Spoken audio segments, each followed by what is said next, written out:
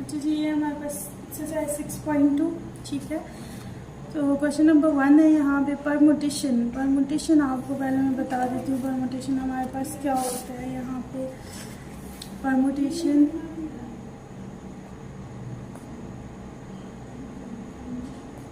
हमारे पास इसका फॉर्मूला होता है NPR, इससे डिनोट किया जाता है। और ओपन इसको कैसे करते हैं, n factorial divided by n minus r का होल फैक्टोरियल, ये फॉर्मूला होता है। और यहाँ इस एक्सरसाइज में अप्लाई करना है हमने। ऐसे ही यहाँ पे क्वेश्चन नंबर 1 है। फर्स्ट क्वेश्चन है 6C6, n भी 6 है, r भी 6 है, और इसकी परमुटेशन निकालनी है। n20 है, r2 है, उसकी परमुटेशन निकालनी है। और n16 और r3 उसकी परमुटेशन हमने फाइंड आउट करनी है। तो कोई एक में पार्ट कर लेती हूँ, बाकी रिमेनिंग 2 आप कर लीजिएगा। मैं पार्ट नंबर 3 कर लेती हूँ यहाँ पे। सो यहाँ पे ये हमारी exercise 6.2, question number 1, part number 3। Part number 3 है हमारे पास 16P3। इसे अब सॉल्व करना है हमने, तो लिखेंगे पहले सॉल्यूशन और अगेन से हमारा यहाँ पे क्वेश्चन आ जाएगा 16P3। इसको आप ओपन कर लेंगे। ओपन करेंगे तो 16 का फैक्टोरियल डिवाइडेड बाय 16 माइनस 3 का होल फैक्टोरियल। फॉर्मूला ओपन करिएगा, n factorial divided by n minus r का होल फैक्टोरियल। सो अब आगे वही जो हमने फर्स्ट एक्सरसाइज में किया है 16 फैक्टोरियल, ऐसे ही 16 में से 3 को माइनस करेंगे तो 13 फैक्टोरियल। अब नीचे 13 है तो ऊपर 16 वाला हम कितने तक ओपन कर लेंगे, 13 तक। 16, 15, 14 and 13 factorial whole divided by 13 factorial. Factorial से कैंसिल हो जाएगा। इन तीनों को आपस में आप मल्टीप्लाई कर लें तो ये रिमेनिंग आपका क्या आ जाएगा, आंसर हो जाएगा। मल्टीप्लाई कर लेती हूँ 16, 15 and 14, 3360, that is your answer. अच्छा जी, यहाँ पे भी फिर अगेन अब वही आ गया जैसे पीछे हमने क्वेश्चंस किए थे। सॉल्व फॉर n, अब हमें वैल्यूज गिवन है और इन सारों में से हमने क्या करना है, n को फाइंड आउट करना है। तो ऐसा करती हूँ कि ये सारे मैं ही कर लेती हूँ, तो आप इसकी प्रैक्टिस कर लीजिएगा। क्वेश्चन नंबर 2 है, पार्ट फर्स्ट है NP5 इक्वल्स टू 56 NP3। तो यहाँ पे इसको सॉल्व करते हैं n के लिए। सॉल्यूशन NP5 56 NP3 ओपन करेंगे यहाँ पे परमुटेशन को, n factorial divided by n minus 5 का whole factorial is equals to 56 n factorial divided by n minus 3 का होल फैक्टोरियल। तो यहाँ पे n फैक्टोरियल है, इधर n माइनस 5 है, तो n को हम कितने तक ओपन कर लेंगे, n माइनस 5 तक। n minus 1, n minus 2, n minus 3, n minus 4, n minus 5 का whole factorial whole divided by n minus 5 का whole factorial is equals to 56। यहाँ पे n फैक्टोरियल और नीचे 3, तो इसको भी ओपन कर लेते हैं। n minus 1, n minus 2, n minus 3 whole factorial divided by n minus 3 whole factorial. ये आपस में कैंसिल हो जाएंगे। रिमेनिंग हमारे पास अगर यहाँ पे इक्वालिटी पे भी हम देख लें तो हमारे पास वैल्यूज कैंसिल होती है। n से कैंसिल हो जाएगा, n माइनस 1 n माइनस 1 से, n माइनस 2 n माइनस 2 से कैंसिल हो जाएगा। तो पीछे रिमेनिंग है n minus 3 into n minus 4 equals to 56। So n को n से मल्टीप्लाई करेंगे n स्क्वायर, n को 4 से करेंगे 4n माइनस 3 को n से करेंगे 3n minus minus plus 4 3 12 is equals to 56। So n square minus minus plus sign, minus का 4 और 3 ऐड होकर 7 प्लस 12, अब प्लस 56 है इधर आके माइनस 56 इक्वल्स टू 0। 12 माइनस 56 44। हम यहाँ पे लगा देंगे हमने मिड टर्म ब्रेक और हमारे आंसर्स आ जाएंगे। मिड टर्म ब्रेक 44 है और इसके फैक्टर्स 11 4 और 44, 11 4 और 44, n common n minus 11, 4 common n minus 11 is equals to 0, n plus 4 n minus 11 is equals to 0. इधर यहाँ पे ये हमारे पास हो जाएगा n plus 4 is equals to 0, n is minus 11 is equals to 0, n is equals to negative 4 and n is equals to positive 11. यहाँ पे फिर वही बात कि since n is positive integer, so we neglect n is equals to minus 4. So n is equals to 11. इसका answer है true. Second part है इसका NP5 9 n minus 1P4. तो इसको स्टार्ट करते हैं. तो यहाँ पे परम्यूटेशन है हमारा, तो ओपन करेंगे n फैक्टोरियल n minus 5 का whole factorial is equals to 9. यह आ जाएगा n minus 1 का factorial divided by n minus 1 minus नीचे आर क्या है हमारे पास 4 उसका factorial. So n factorial divided by n minus 5 का factorial is equals to 9. n minus 1 का फैक्टोरियल माइनस माइनस प्लस हो जाएगा, 4 और 1 ऐड होकर 5 का फैक्टोरियल हो जाएंगे. सो यहाँ पे अगर ये ऐसे भी आप कह सकते हैं दोनों इक्वलिटी पे हैं तो वैल्यू तब भी कट हो सकती है. उसके अलावा यहाँ पे हम ओपन भी कर लेते हैं n minus 1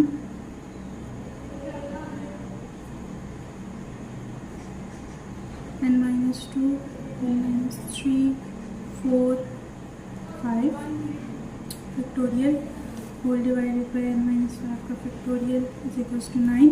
अब n minus 1 है उसको ओपन करना है n minus 5 तक. n minus 1 n minus 2 n minus 3 n minus 4 n minus 5 factorial whole divided by n minus 5 whole factorial. यहाँ से भी कैंसिल, यहाँ से भी कैंसिल. रिमेनिंग बच गई यहाँ पे n minus 1 n minus 2 n minus 3 n minus 4 is equals to 9. n minus 1 2 3 4. So same numbers cut जाएंगे. पीछे हमारे पास क्या बच जाएगा n is equals to 2.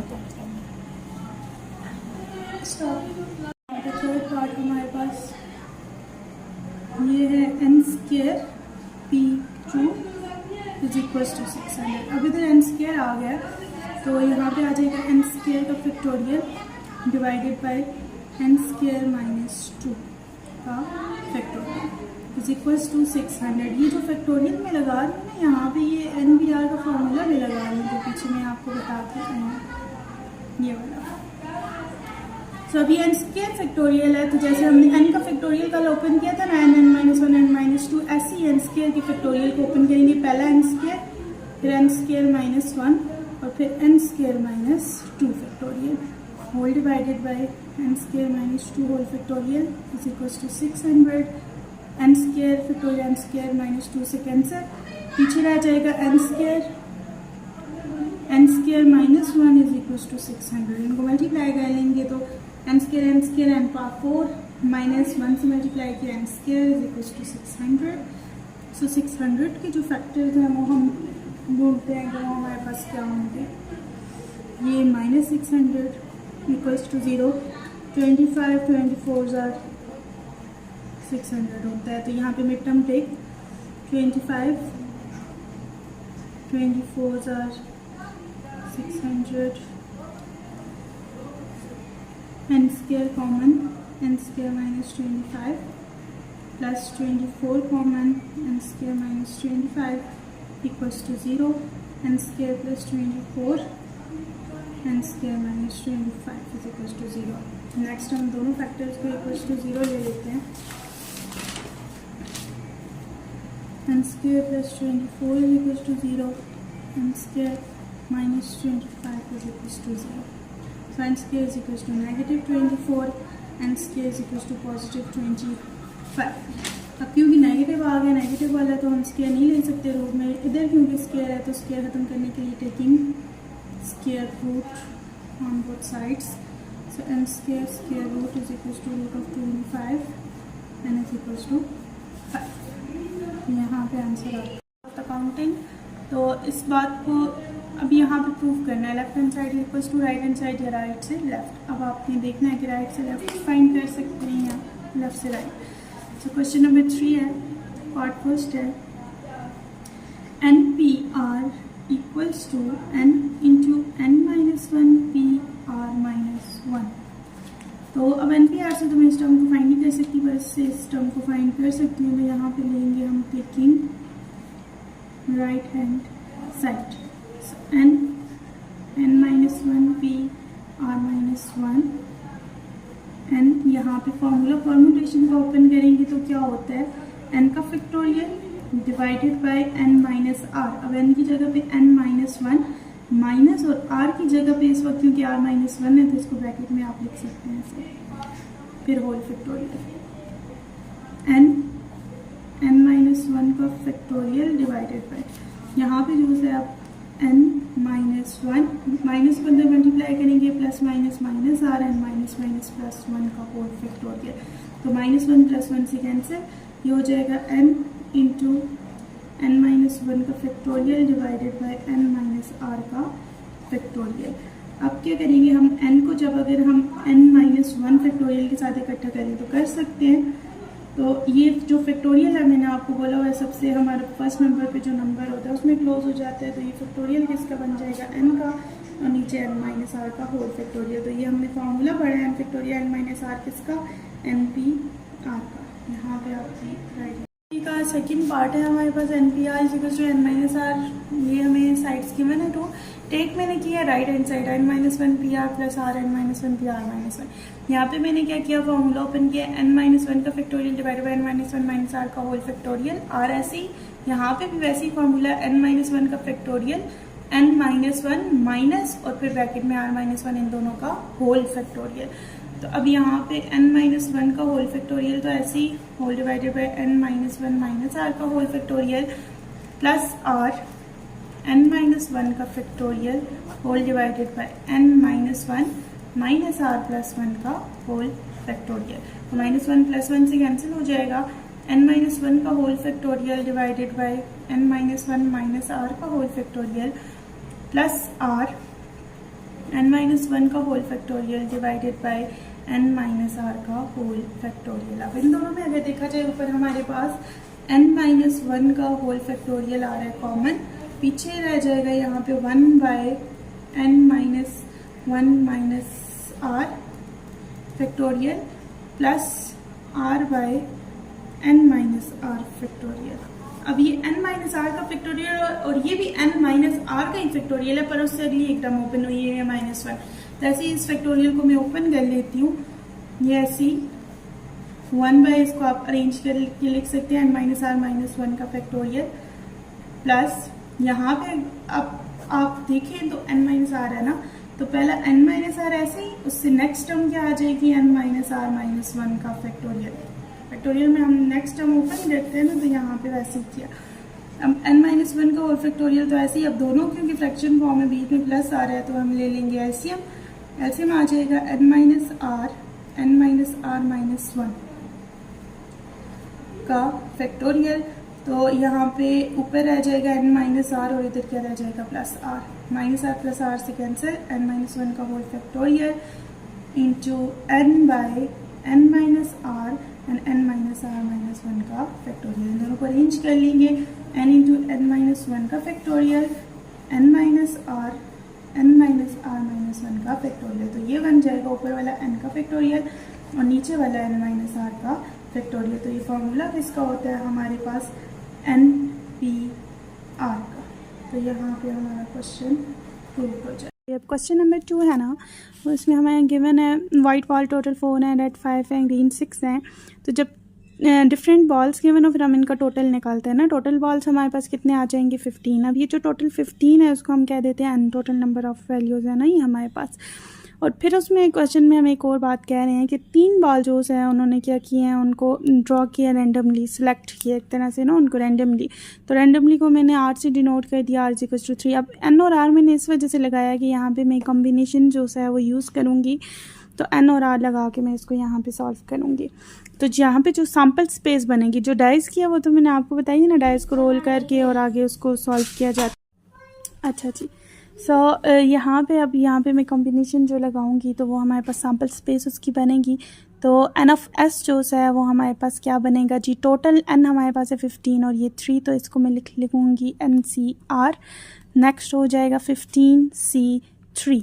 तो 15C3 को आप ओपन करें या कैलकुलेटर पे सॉल्व करें तो इसको हम कर सकते हैं सॉल्व।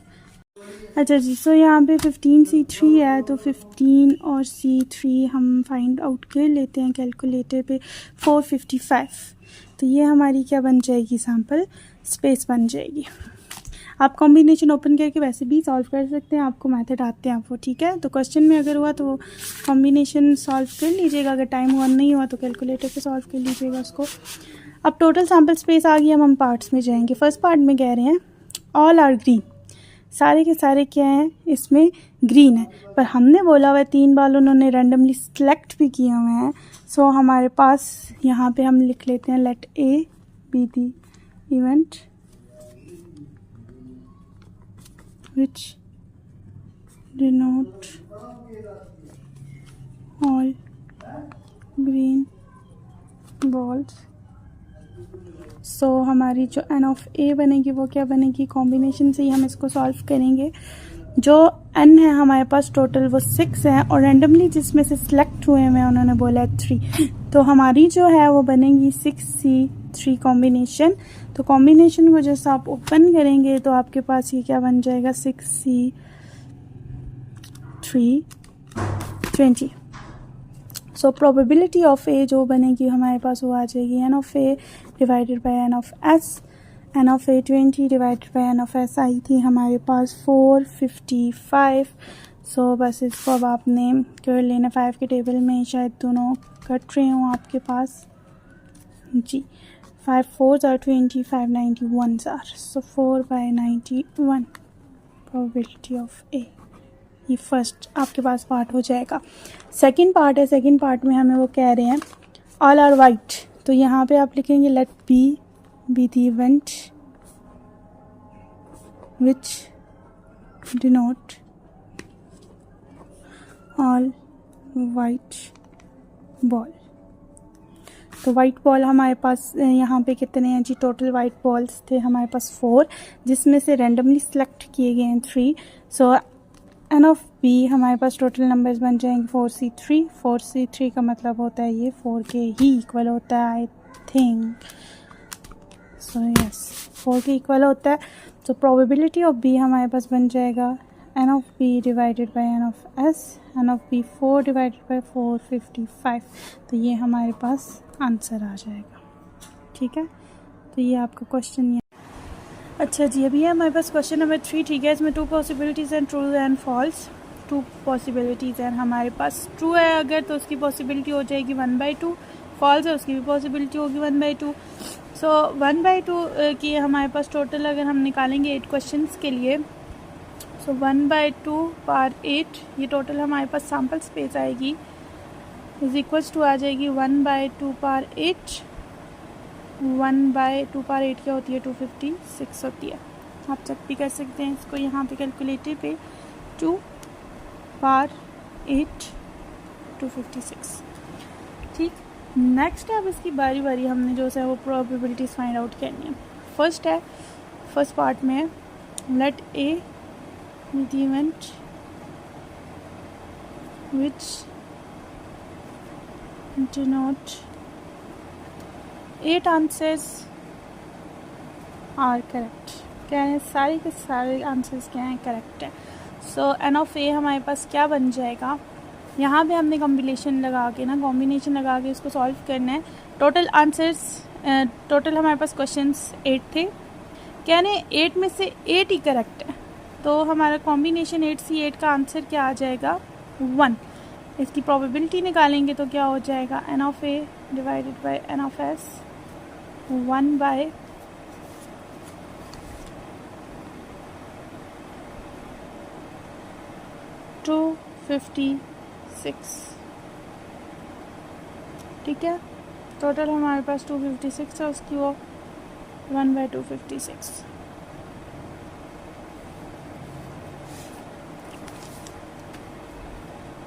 यहाँ पे आप ऐसा करें, एन ऑफ एस को 1/2 ना लिखें, आप जस्ट 2 लिखें कि 2 पॉसिबिलिटीज़ है, ट्रू और फॉल्स।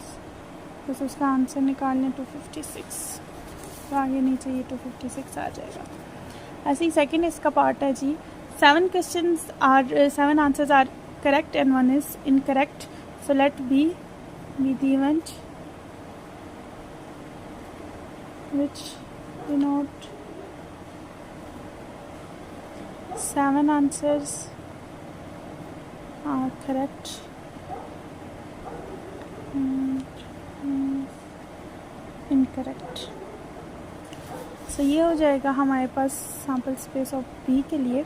टोटल हमारे पास क्वेश्चन सी थे जिसमें से करेक्ट 7 है, 8 में से 7 करेक्ट है, तो 8C7 हमारे पास क्या आ जाएगा जी 8, एन ऑफ बी आ गया 8। अब इसकी प्रोबेबिलिटी आप निकालेंगे तो ये हो जाएगा 8 डिवाइडेड बाई 256, तो कटता है 2 की टेबल में 8 बाई 256, 1 बाई 32 लिखें, 8 बाई 256, 1 बाई 32,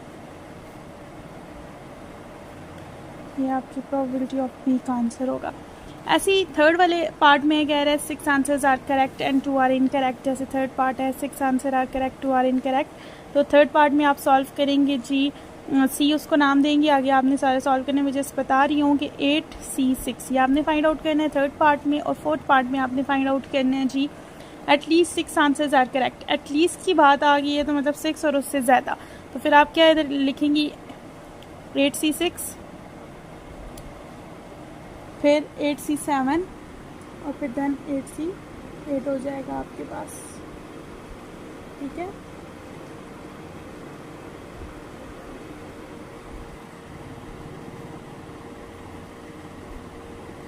ये 3 आ जाए, इंसानों को फाइंड आउट करके इन क्लास में आप ऐड कर लेंगी तो यहाँ पे ये आपका आंसर कंप्लीट हो जाएगा। इस क्वेश्चन को अब आगे आप खुद करेंगे, ओके। अब है जी क्वेश्चन नंबर 4, 3 अनबाइस्ड कॉइन्स। जहाँ भी कॉइन और डाइस की बात आ जाए ना, उस वक्त आपकी फुल टोटल सैम्पल स्पेस बनेगी, जैसे मैंने आपको डाइस का क्वेश्चन करवाया, ठीक है। अब ऐसे यहाँ पे क्योंकि कॉइन की बात हो रही है तो इधर भी इसकी भी सैम्पल स्पेस बनेगी, पर कितने कॉइन्स की बनेगी, 3 कॉइन्स की बनेगी। 3 कॉइन्स की सैम्पल स्पेस बनानी ज़रा सी डिफ़िकल्ट होती है, तो उसके लिए हम बनाएंगे ट्री डायग्राम, ठीक है। ट्री डायग्राम से जो है तो हम उसके सैम्पल स्पेस बनाएंगे। तो पहले मैं ट्री डायग्राम से आपको समझा देती हूँ वो कैसे आप बनाएंगी। फर्स्ट हमारे पास कॉइन है हेड और टेल, ठीक है। फिर इसके बाद सेकंड कॉइन है हमारे पास, 2 कॉइन्स आ जाएंगे,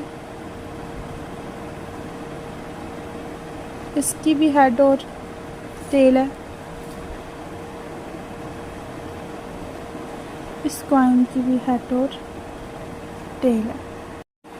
अब थर्ड वाला जो कॉइन है उसके भी हर एक के साथ हेड और टेल चलेंगे। पहले इस हेड के साथ हेड और टेल आएंगे, फिर इस टेल के साथ हेड और टेल आएंगे, ऐसे ही इस हेड के साथ हेड और टेल आएंगे, ऐसे ही इस टेल के साथ हेड और टेल आएंगे। ये 3 कॉइन्स हमारे पास है, ये फर्स्ट है, ये सेकंड कॉइन है और ये थर्ड कॉइन है, ठीक है। 3 कॉइन टॉस हो गए। अब इनके जो आंसर्स हैं वो हमने इधर यहाँ पे हम सैम्पल स्पेस बना लेते हैं। पहली क्या आ जाएगी जी हमारे पास, हेड हेड हेड, पहली सैम्पल स्पेस है हेड हेड हेड। अगला अब क्या बनेगा, इसी हेड को हेड हेड और इसके साथ टेल भी था, तो ये आ जाएगा हमारे पास head head tail. First complete हो गया। अब इसी हेड को जो सा है तो हमने इन टेल्स के साथ लेना है, हेड टेल हेड। फिर क्या आ जाएगा, हेड टेल टेल। हेड के साथ दोनों कॉइन्स हो गए। अब हम आएंगे टेल के साथ, कॉइन्स को सॉल्व करेंगे। Tail head head,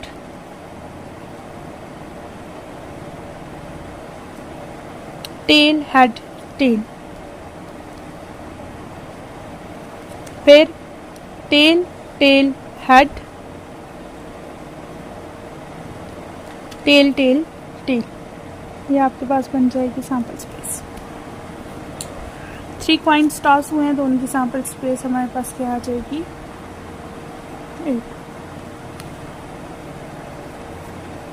so N of S बना देते हैं हम sample space.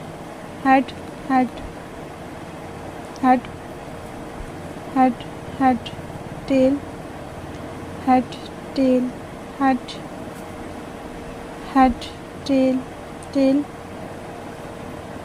Tell, head, head, tail, head, tail, tail, tail, head, tail, tail, tail. ठीक है, टोटल 1 2 3 4 5 6 7 8।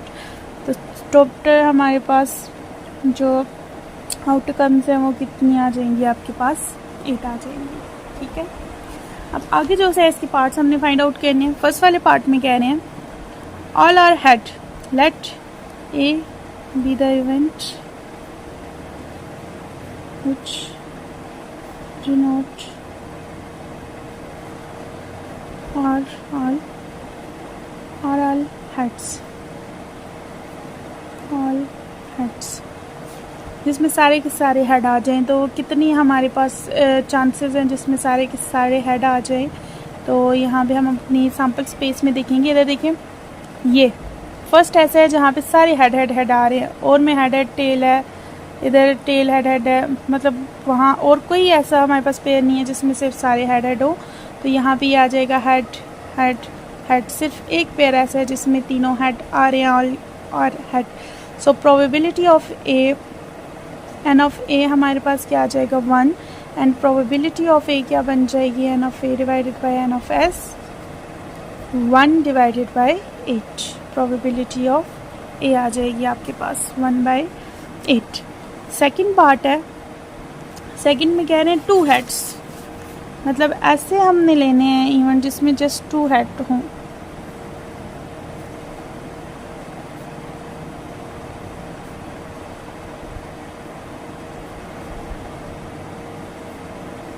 टू हेड्स, तो 2 हेड्स हमारे पास किस किस सैम्पल स्पेस में किधर किधर आ रहे हैं? इधर देखिए, ये 2 हेड हैं इस पेयर में 2 हेड हैं 2, इस पेयर में 2 हेड है 3,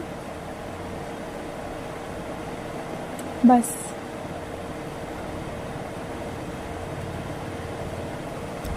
तो इनको लिख लेते हैं, head, head, tail, head, tail, head, tail, head, head. तो 1 2 3, एन ऑफ बी कितना हो गया आपके पास? 3। और प्रोबेबिलिटी जो सी है अब हमारे पास क्या बन जाएगी?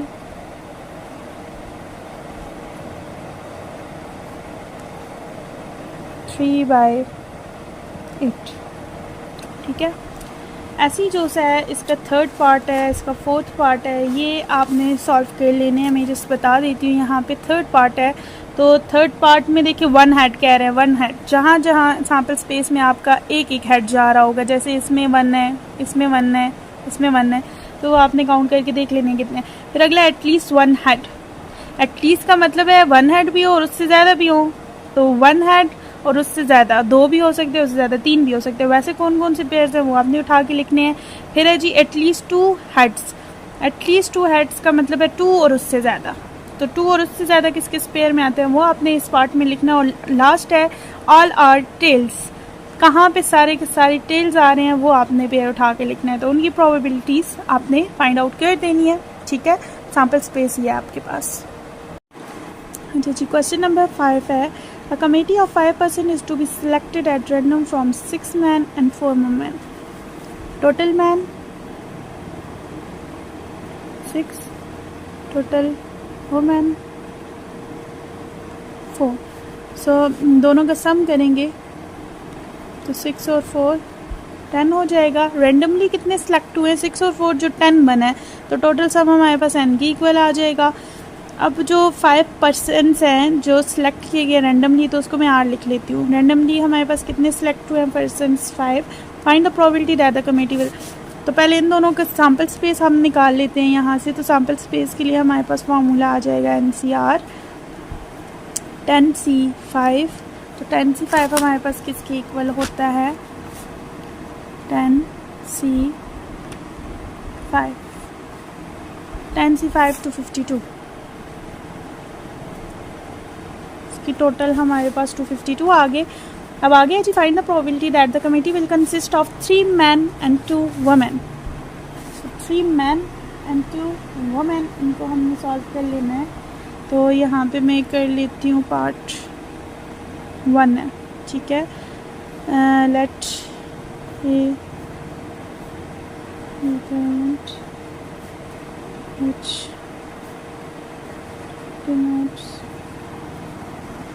which denotes 3 men and 2 women, ठीक है, men and women। So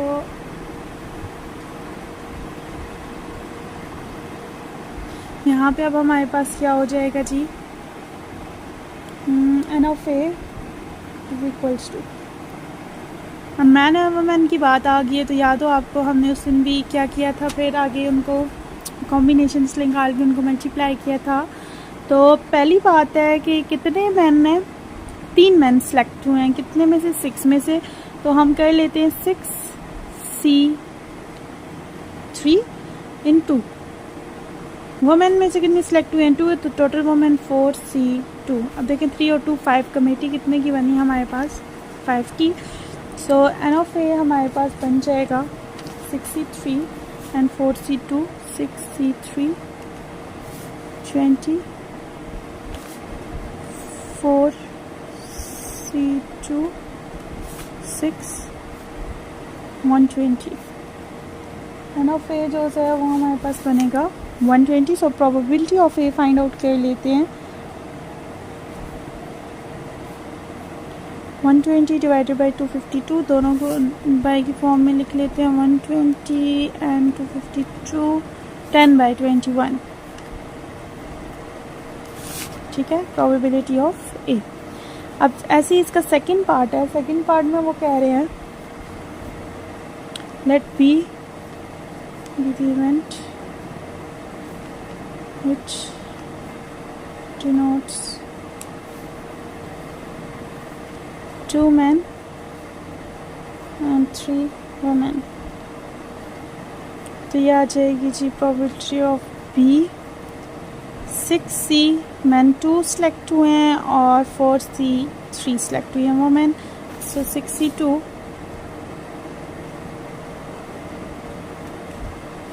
15, 4C3 4, 60। हमारे पास कितना आ गया? 60। तो 60 की प्रोबेबिलिटी, इसकी प्रोबेबिलिटी निकाल लेंगे। Probability of B is equals to N of B N of S 60/252।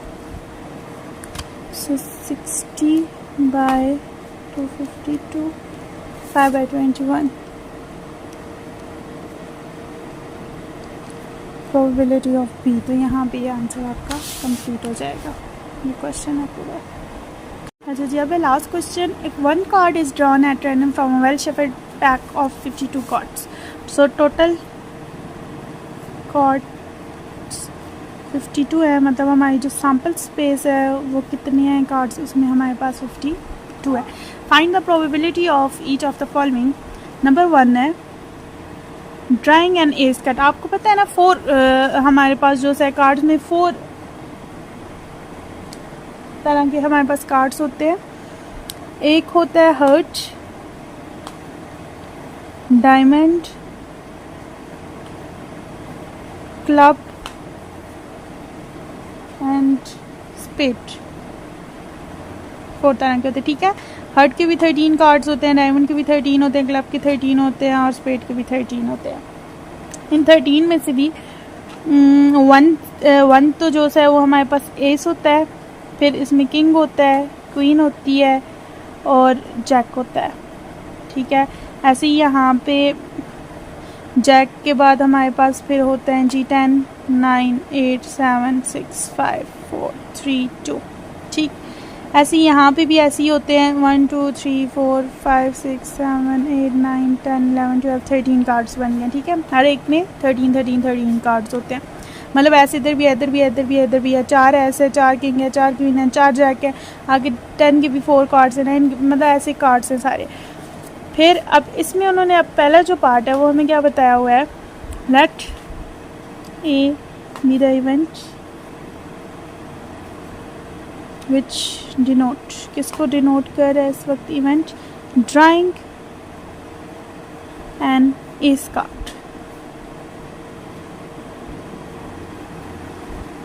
S card जो है वो हमारे पास कितने होते हैं,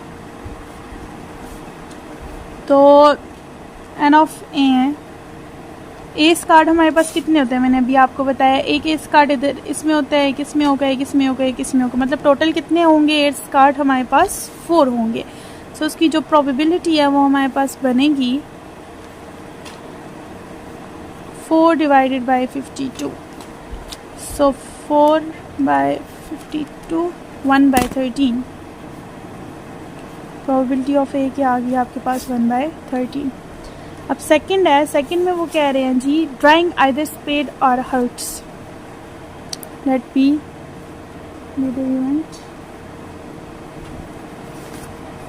आगे आप लिख लेना विच डिनोट्स जो भी कह रहे हैं। ठीक है, इस वक्त कह रहा है आइदर स्पेड और हर्ट्स, स्पेड और हर्ट्स। अब स्पेड में जो है वो हमारे पास कितने होते हैं अगर आप देखें तो स्पेड ही है ना, मतलब मैंने आपको बोला स्पेड में भी 13 होते हैं, और फिर दूसरी बात किसकी थी, हर्ट की, हर्ट में भी कितने होते हैं हमारे पास 13 कार्ड्स होते हैं। तो 13 और 13 ऐड होके हमारे पास क्या हो जाएगी, प्रोबेबिलिटी ऑफ बी हमारे पास कितने आ जाएंगे 26, 13 और 13 ऐड होके। सो प्रोबेबिलिटी ऑफ बी जो बनेगी वो हमारे पास आ जाएगी 26 बाई 52। सो 26 बाई 52 जो है वो हमारे पास क्या आ जाएगा 1 बाई 2। बी की प्रोबेबिलिटी ये बनी। नाउ थर्ड है let's C be the event, आगे जो भी उधर लिखा हुआ वो आपने लिख देना है। अब इवेंट इसमें क्या है, drawing a diamond card. Diamond card total कितने होते हैं, टोटल मैंने आपको बोला डायमंड कार्ड कितने होते हैं 13 होते हैं। सो बस यहाँ पे हम पुट कर देते हैं N of C is equals to 13। So probability जो सी है वो इसकी बनेगी 13 बाई 52, 13 और 52 1 बाई 4। तो प्रोबेबिलिटी ऑफ सी क्या आ जाएगी हमारे पास 1 बाई 4। नाउ फोर्थ पार्ट है डी बी दी इवेंट, आगे आपने लिख लेना है। ठीक है, अब इवेंट क्या है फोर्थ वाला, ड्राइंग अ फेस कार्ड। अब फेस कार्ड कितने होते हैं हमारे पास, अब फेस कार्ड अगर आप देखें, फेस कार्ड कौन से होते हैं, ये वाले किंग क्वीन और जैक वाले। अगर 3 किंग क्वीन जैक इसमें है तो फिर 3 किंग क्वीन जैक इसमें भी हैं, 3 इसमें भी हैं और 3 इसमें भी हैं। तो 4 3 आर क्या हो जाए, मतलब 3 है, 4 टाइम्स उनको ऐड करें 3, 6, 9 और 12। तो टोटल हमारे पास कितने हैं फेस कार्ड्स, कितने आ जाएंगे 12। सो प्रोबेबिलिटी अब इसकी क्या बन जाएगी 12 बाई 52। सो 12 बाई 52 उसका दोनों के टेबल में वो काट देगा उसको 12 बाई 52, 3 बाई 13। ये प्रोबेबिलिटी ऑफ डी पार्ट की आपके पास आ जाएगी। फिर इसके बाद है जी लास्ट पार्ट है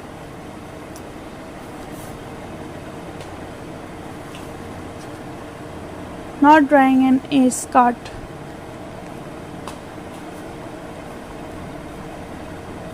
ये सारा आ जाएगा। ठीक है, not drawing an ace of hertz.